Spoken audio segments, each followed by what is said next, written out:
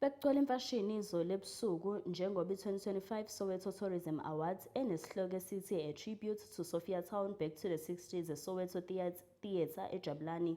Lo mcimbi ohlonishwayo uhlose ukuhlonipha izindawo zokuvakasha ezihamba phambili kanye namabhizinisi akuleli lokishi. Igaba zokuqashelwa zihlanganisa i-Best Shipping, i-Best Alternative Tourism kanye ne-Outdoor Adventure. Baxhonywa uphaphe legwalagwala osomabhizinisi abakumkhakha wezokuvakasha endaweni yaseSoweto njengoba izolo kusihlwa bekunomcimbi wezindondo eSoweto Theatre. Usihlalo weSoweto Tourism uMnumzane uThato Mthupeng uthi-ke lo mcimbi ubungaza labo ababeka iSoweto ebalazweni.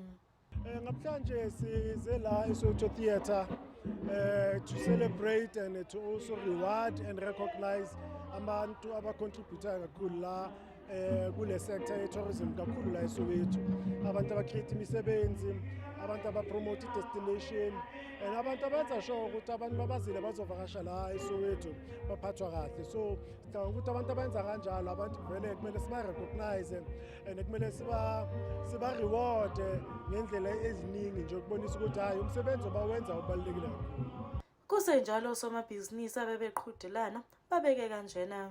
It means exposure, a lot of people will know about who we are and what we do.